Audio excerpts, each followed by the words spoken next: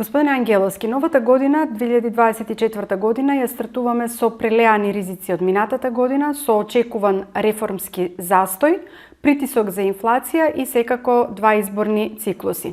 Како председател на Сојузот на стопански комори, со какви очекувања, со какви стравови, но и со какви предизвици компаниите влегуваат во новата година? Ви благодарам на прашањето и дефинитивно оваа тема и овој тип на прашања се многу деликатни со оглед на тоа што постојат доста непознаници и во минатиот временски период на дворешни влијанија, а и оваа година, освен што имаме неповолна домашна ситуација со изборите, каде што скоро половина од годината очекуваме дека во овие предизборни случувања ќе се потроши без некои посебни економски и реформски процеси. Исто се очекува и овој неповолен тренд од надворешните пазари. Европската Унија, приметуваме каков е нивото на раст во Европската Унија, некаде негативен, некаде благ позитивен, меѓутоа генерално е неповолен.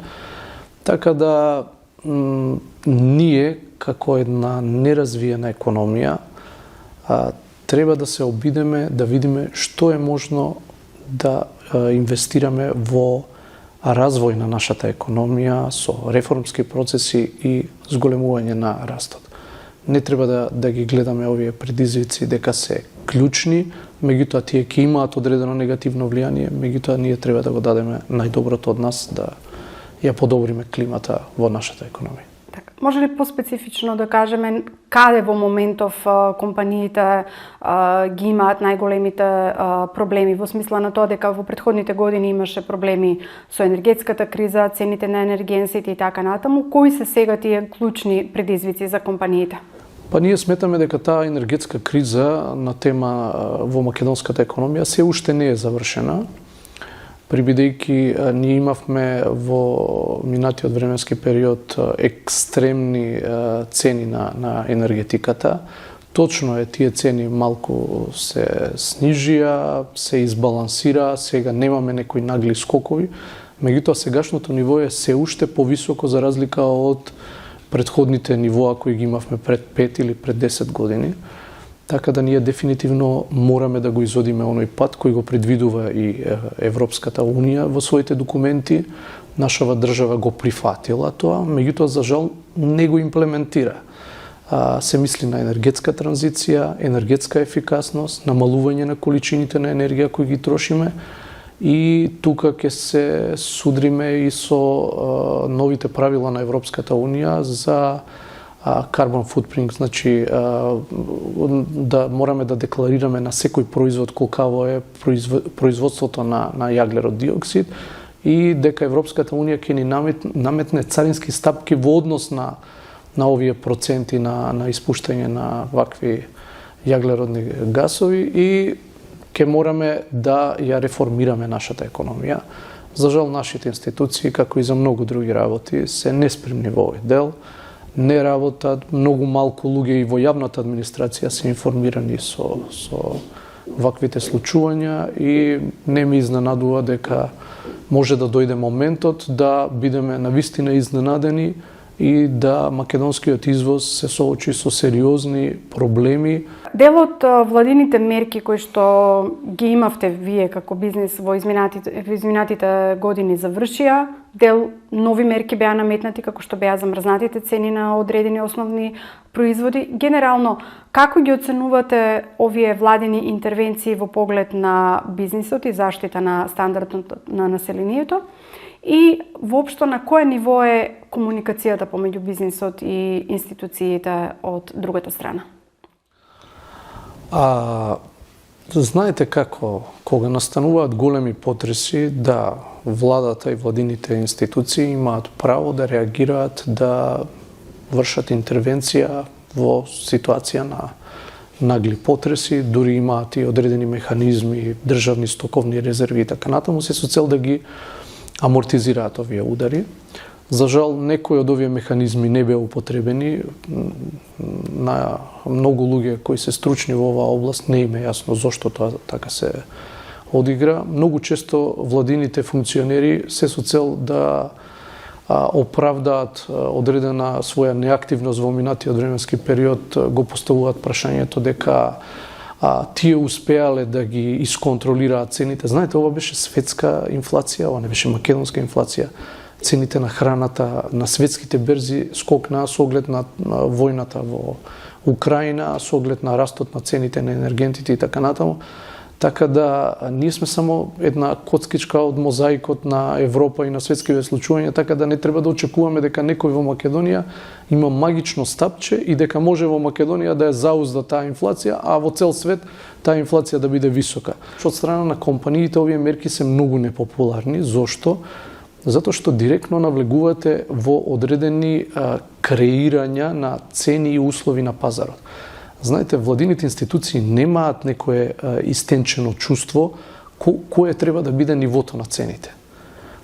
Затоа што производителите калкулираат, некогаш влезовите им се со повисоки цени на суровини, цените на работната сила континуирано растат во Македонија, како се зголемуваат платите и така натаму, и вие како можете да се вратите на цените од пред 5 или од пред 10 години?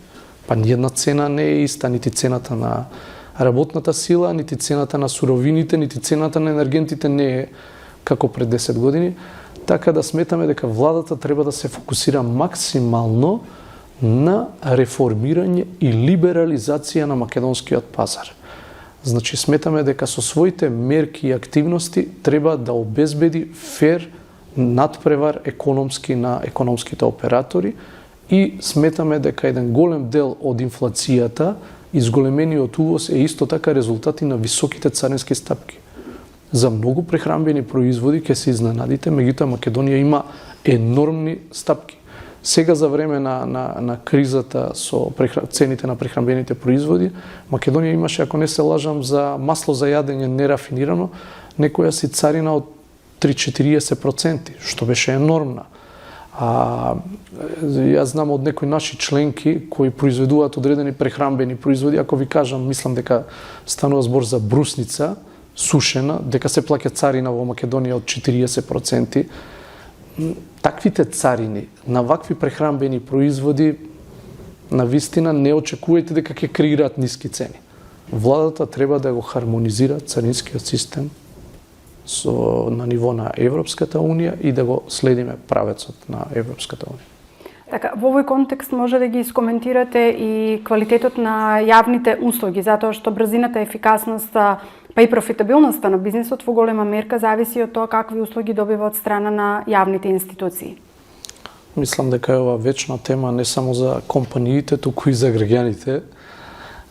Знаете, мислам дека неефикасноста на јавната администрација не е веќе тајна и дека и од голем дел на владени функционери се потврдува овој став и дека дефинитивно, веројатно, доколку влеземе во процес на преговори со Европската Унија, мислам дека едно од првите прашања ќе биде реформа на јавната администрација и таа јавна администрација мора да влезе во еден процес на дигитализација, во еден процес на автоматска обработка на многу документи. Вие денеска, за да завршите некоја процедура, замислите, треба да обезбедувате документи од едно министерство да ги носите во друго министерство. Од истата таа јавна администрација.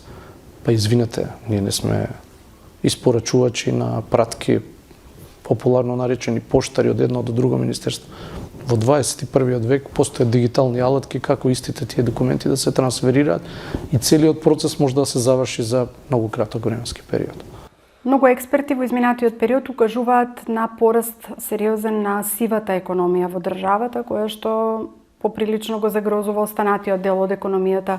На вас како Сојуз на стопански комори, какви ви се информациите од терен? Па ние за жал се сложуваме со оваа констатација и приметуваме дека на вистина сивата економија зема голем замав во изминатиот временски период.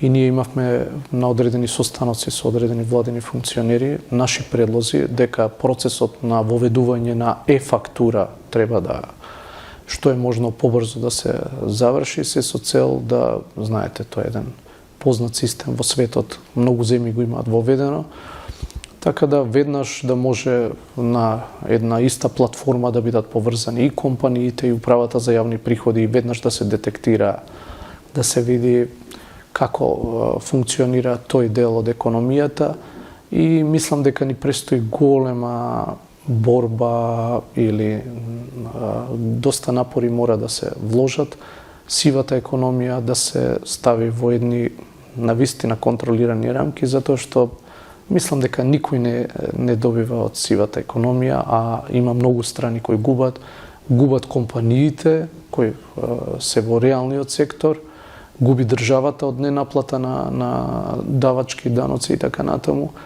Недостигот на стручен, квалификуван и достапен кадар веќе станува голема тема во бизнес секторот. Во оваа насока се и иницијативите за регионализација, односно отварање на регионалните пазари на труд. Ке го реши ли тоа проблемот и зошто всушност веќе сме во ваква ситуација? За недостатокот на стручен кадар мислам дека е тема која постои веќе 10 или можда 15 години. Процентот на невработеност во изминатите 10 години драматично се намали, така да сме ние официјално сега на одредена стапка од околу 14%.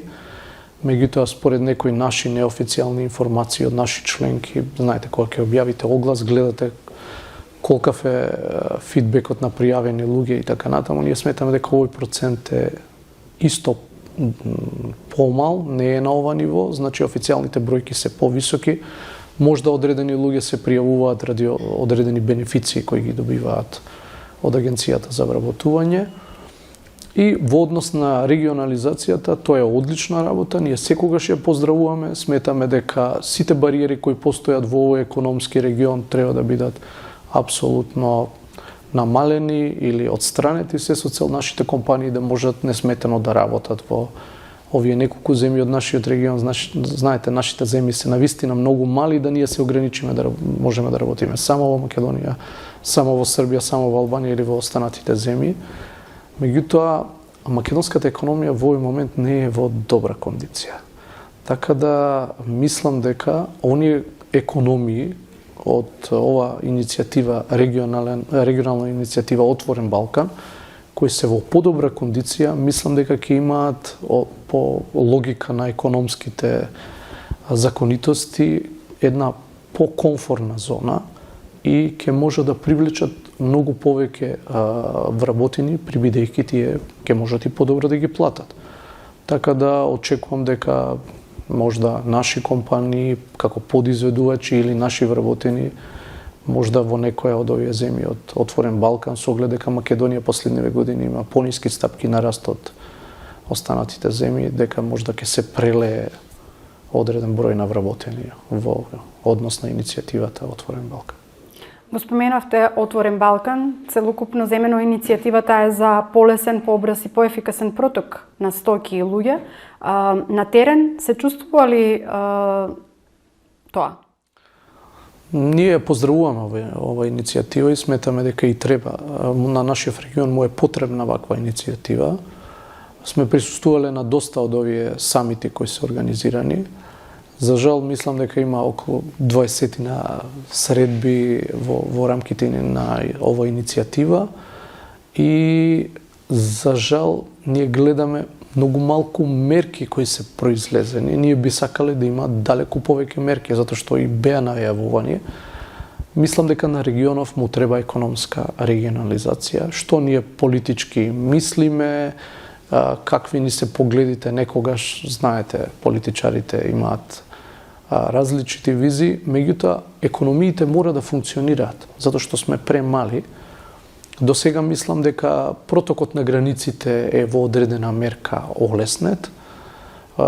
Еве, приметувате, можеме со лични карти, воведени се дополнителни колони за влегување и така натаму. Му фали инвестиција во инфраструктурни објекти, во однос на железници, дополнителни автопатишта, подобро поврзување помеѓу земјите членки. И сега ја гледаме иницијативата со почетокот на дигиталната регистрација на вработените. Меѓутоа, тоа се само неколку мерки. Ние очекуваме далеку по-интензивно во следниот временски период. Се со цел времето е многу битна категорија кога тоа ќе се случи. Ако во овие неколку години имаме само 2 мерки за целосно исполнување на таа визија, колку години ќе ни бидат потребни? 100, 50? Мислам дека е предолг временски период. Финансирањето на бизнисот исто така е секогаш актуелна тема. Компаниите и во минатото, предпоставувам и денеска, се жалат дека не секогаш има доволно слух од страна на финансиските институции. Каква е сега состојбата и за каков тип на проекти во принцип најмногу компаниите се гладни? Компаниите генерално се финансираат највеќе од страна на банките. Банките се од друга страна приватни институции, собственост на акционерите кои ги поседуваат акциите, и тие се на некој начин економски субјекти кои работат во насока на обезбедување на економска профитабилност и така натаму. Тука сметаме дека државата треба да игра една малку по-активна улога со Македонската банка за поддршка на развојот. Македонската влада треба да ја обезбеди одредени ликвидни средства на оваа банка и оваа банка треба да го на некој начин поддржи развојот на овие нови, иновативни технологии, трансформации и така натаму. И тука сметаме дека Македонската банка за поддршка на развојот има простор и до сега ние сме задоволни од нејзиното функционирање. Меѓутоа сметаме дека може да се дооформи, да се докапитализира и оваа банка да даде една добра логистика, да не зависиме само од комерцијалните банки, туку да имаме и една развојна банка на вистина. А реално колку компаниите побаруваат, затоа што нели зборуваме за тоа дека од една страна сме во некаков ритм на преживување, моментот е дали на вистина компаниите се спремни во овој момент да работат на развојни инвестициски проекти? Компаниите мора да работат на развојни инвестициски проекти, каква и да е состојбата надвор, каква и да е лоша околината, затоа што ако не работат на развојни компоненти, знаете, тоа е систем на преживување. Доколку вие не го направите, ќе го направи вашиот конкурент, вие ќе изгубите битката и почнувате да тонете.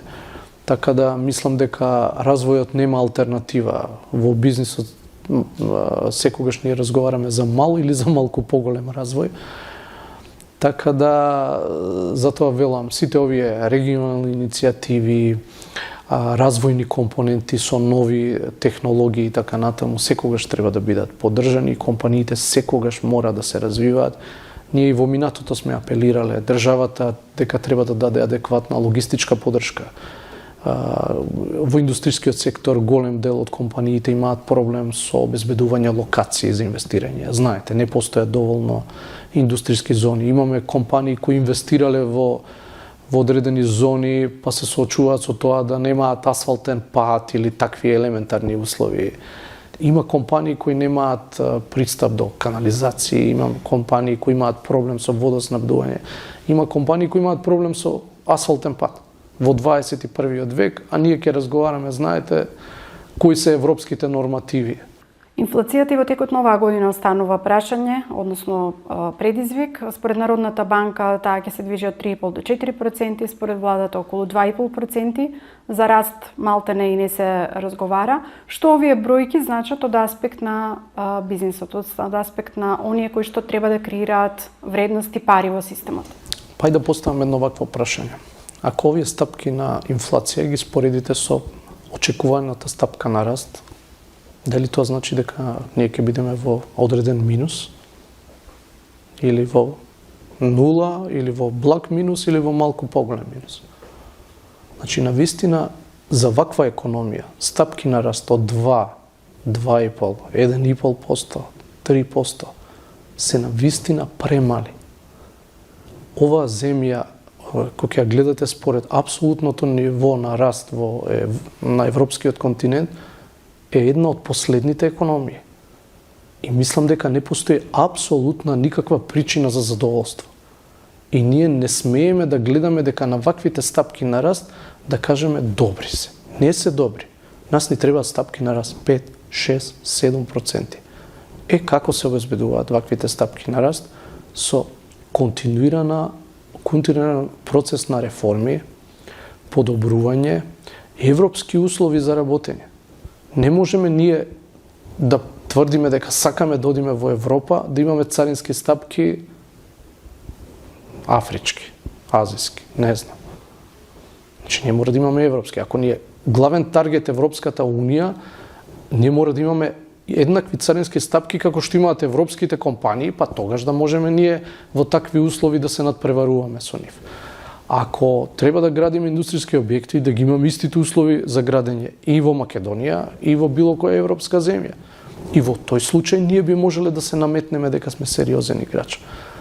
Мислам дека што е можно побрзо, реформа на администрацијата, приватизација на нефункционалните државни институции, јавни предпријатија, железници, пошти, кои континуирано бележат загуби. Мислам дека овие средства треба да се инвестираат во профитабилни проекти, а не да се во вакви компании кои континуирано бележат загуби. Ви благодарам многу. Ви благодарам.